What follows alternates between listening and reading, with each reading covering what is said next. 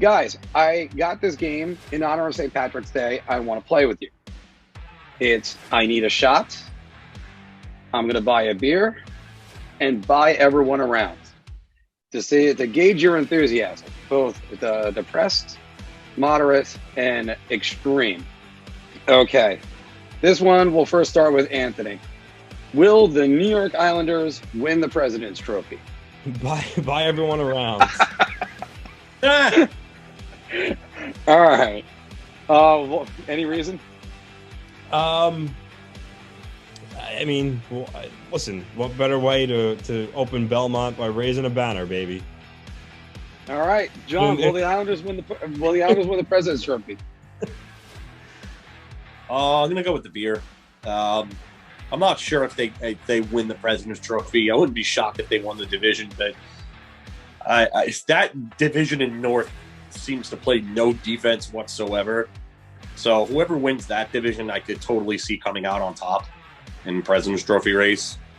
So I'm going to say beer. I'm going to go with I need a shot, and not because I have no faith in the Islanders. It's because if the Islanders won the President's Trophy, I need a shot. So it's I definitely will go with the beer for that then. Because they're humming right now. They're getting all the points that they can, and I think they're going to get a lot more overtime points. The New York Islanders will acquire a marquee scorer. We'll go with Filk first. Shot. I don't think they acquire a marquee scorer.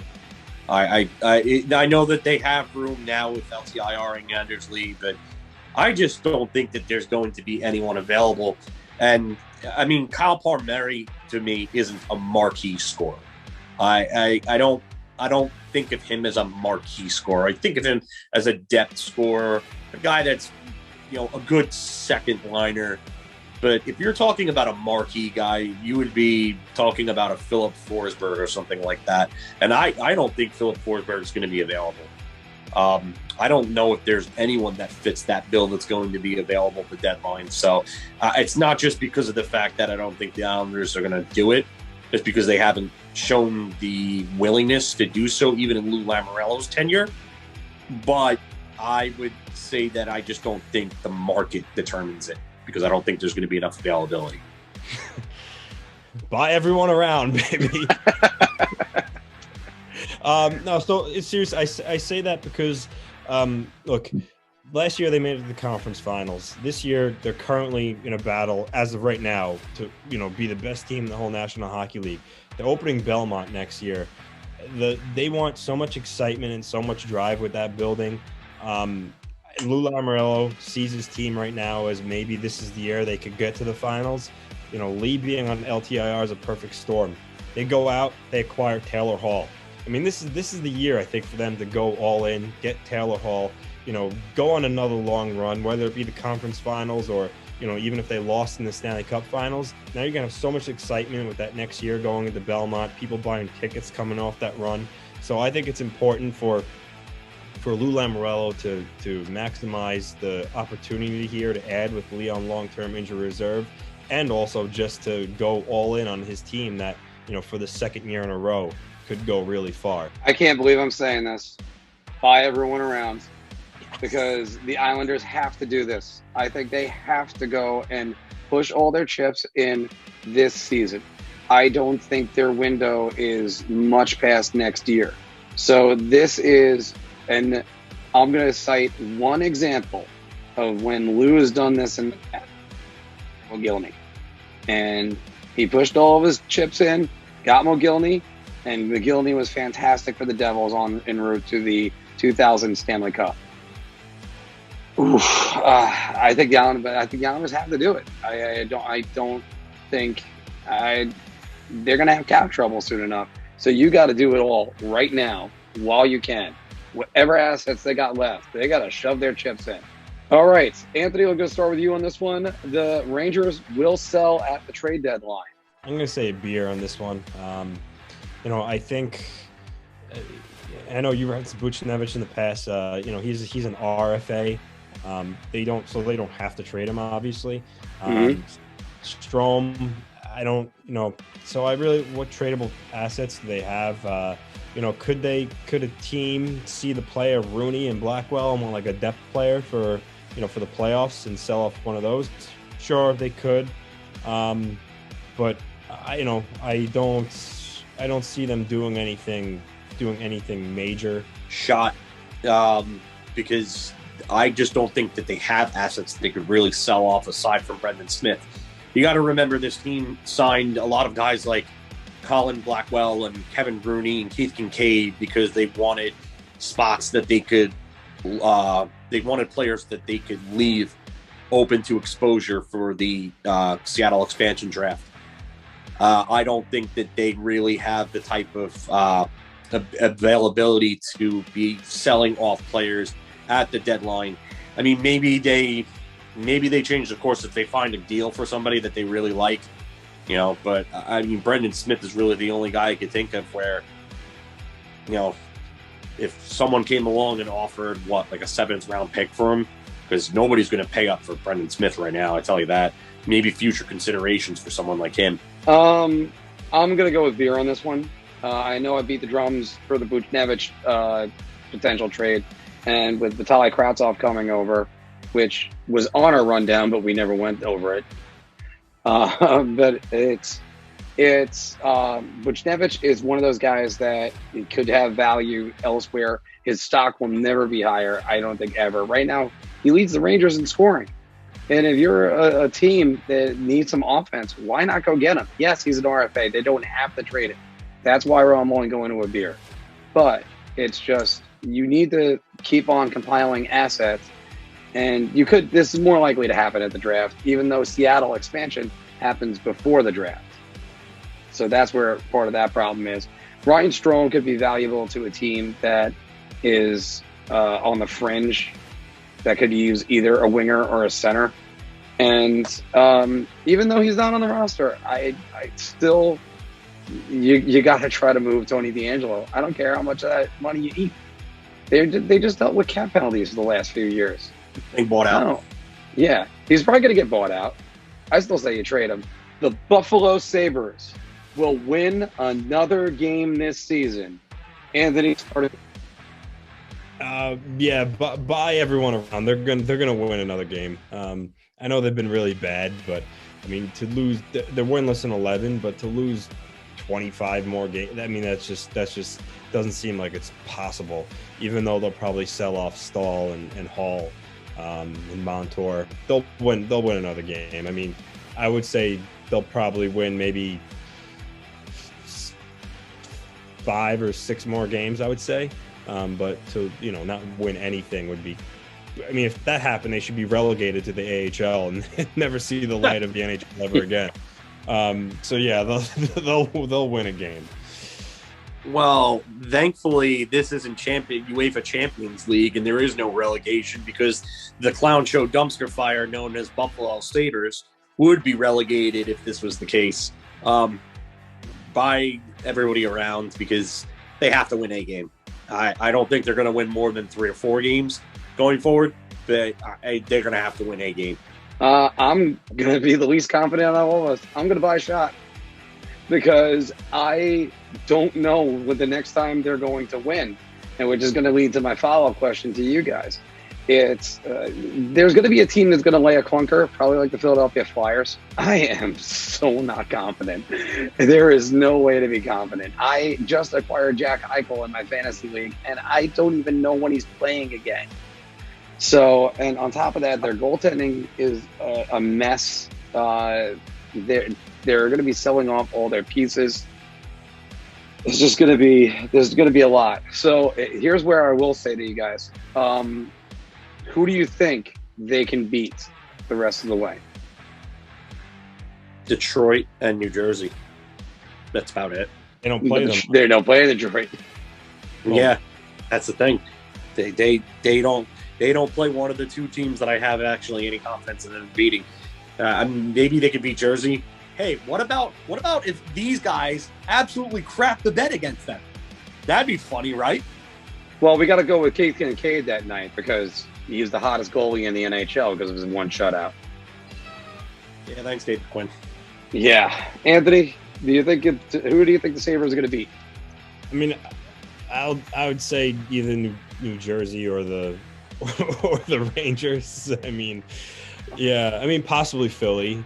But the good thing about the NHL, anybody can beat anybody in a given night. I think Detroit beat Tampa Bay a couple nights ago. So, And this one, tailor-made for Mr. John Polkowski.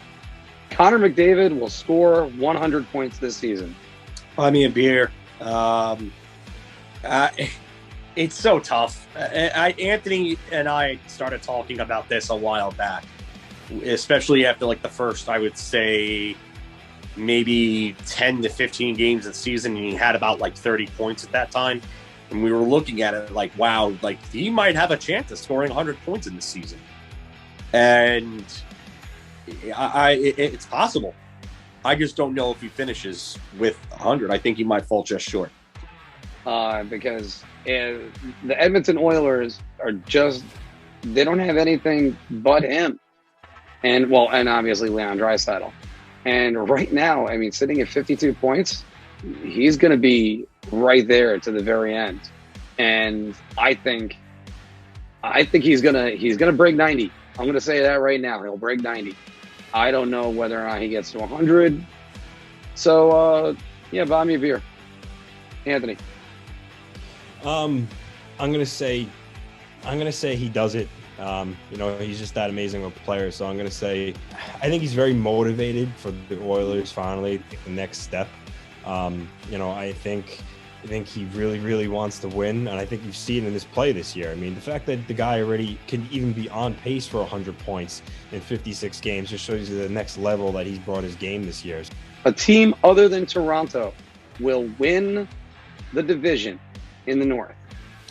I know Winnipeg's closed the gap on them, and then there's Edmonton. But I think both those teams are flawed. Edmonton and their defense and goaltending, and I think Winnipeg's defense needs to improve.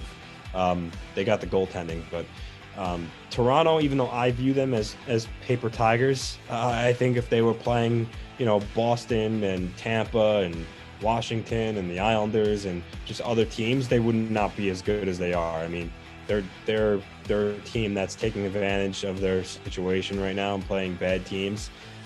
With that said, I think they're going to win the division. I just don't think because of Edmonton and Winnipeg's flaws that I just mentioned, I don't think they're going to be able to catch Toronto unless they severely implode up there. So I'm going to say Toronto wins the division, and buy me a beer on that one. As I just accidentally kicked the stand where my camera is. John, what's yours? I'm going to go Winnipeg. I think that Winnipeg might be the team that acquires David Savard at the deadline. That'll help shore up their defense, and that will be the piece that they need to help them out. Toronto just seems like a team that chokes. I mean, they have depth pieces, and their defense seems to be better, but I don't trust Frederik Andersen. I don't trust their defense like I would normally, but I think that Winnipeg ends up getting David Savard. I'm going to buy everybody around on this, not just because I made the predictions that the Toronto Maple Leafs are going to make the conference finals in our video when John and I went around the NHL. I just can't help but look at that division and see ineptitude everywhere else, because maybe Winnipeg pushes the gap and wins it. They're the only ones I could look at. Edmonton has no goalie. I can't help but see Toronto just winning that division and still running away with it. But they're choke artists. They're still the Leafs. They're closed. They're letting that gap close. They can't let that happen. The Las Vegas Golden Knights will be in the Stanley Cup final. Shot. I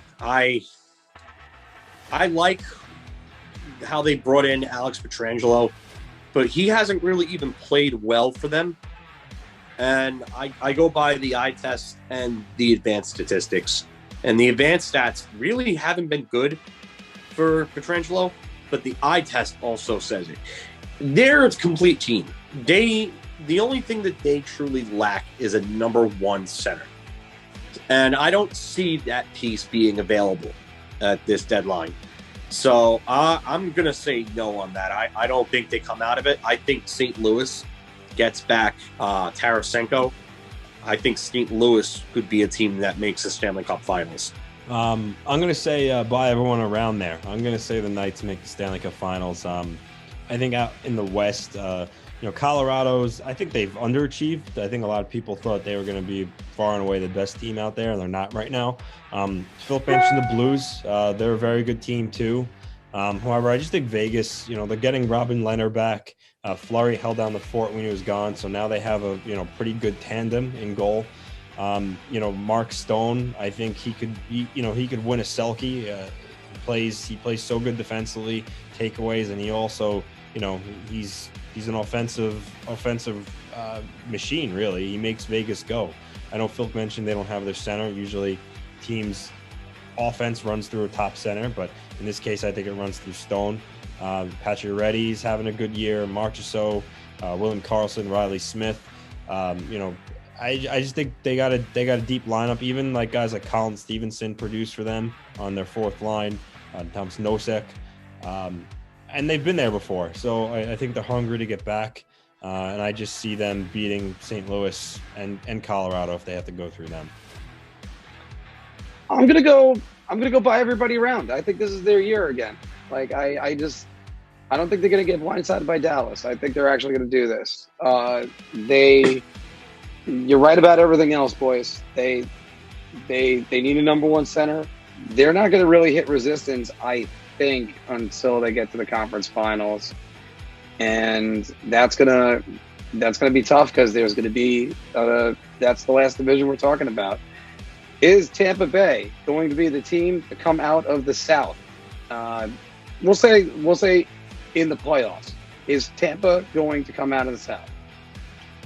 Start with you, Phil. Yes, they're going to get Kucherov back. Team's still intact. They've got all the depth pieces. Guys like Maroon, Goudreau, Coleman.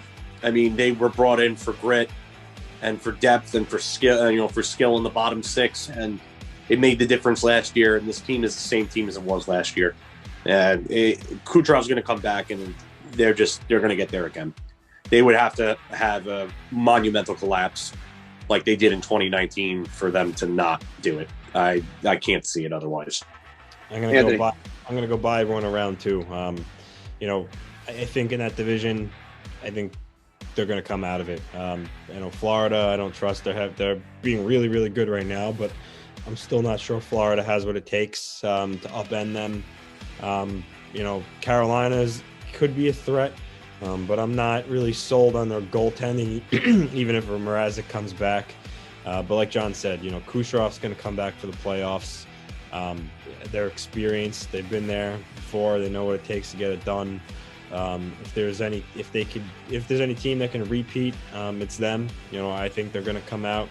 I think Vasilevsky's just going to raise his game further as the playoffs come. That's usually what good goaltenders do. I really don't see them losing to anybody before the conference final in that division. I'm going to take a beer on this one because as confident as I am, and you guys just outlined it excellently, I can't help but look at both of those teams challenging for the top spot in that division. And I've already mentioned them a couple times, but the Carolina Hurricanes are going to be a force to be reckoned with. And the reunion of Eric Staal, I'll make that prediction right now. He goes back to Carolina, plays with his brother. And those two, the reunion of Eric Staal with the Carolina Hurricanes, the greatest Carolina Hurricane that there is, you could argue. That's going to be that could be a difference maker. It could be something that lifts the organization, or it could, completely cripple it, like when he was a New York Ranger and he didn't like it. But him going back to a familiar organization, a familiar area, that could end up flourishing in that. I think they get Mrazek back. I think Mrazek does pretty well. But again, we talk about our East Division. Our East Division is so tough. That South, wow. That South is going to be really tough. Okay, so this is the first time we played that. I need a shot, buy me a beer, or buy everyone around. So the question is, how drunk are you? Because I'm going to add all these up, figuring out exactly how tipsy we are. Don't forget, when you go out tomorrow, tip out your bartenders and treat them all nicely. Did you like that video? Of course you did. So why not check out some more of our content? You can check the playlist right here or right here. Your ideas are intriguing to me, and I wish to subscribe to your newsletter.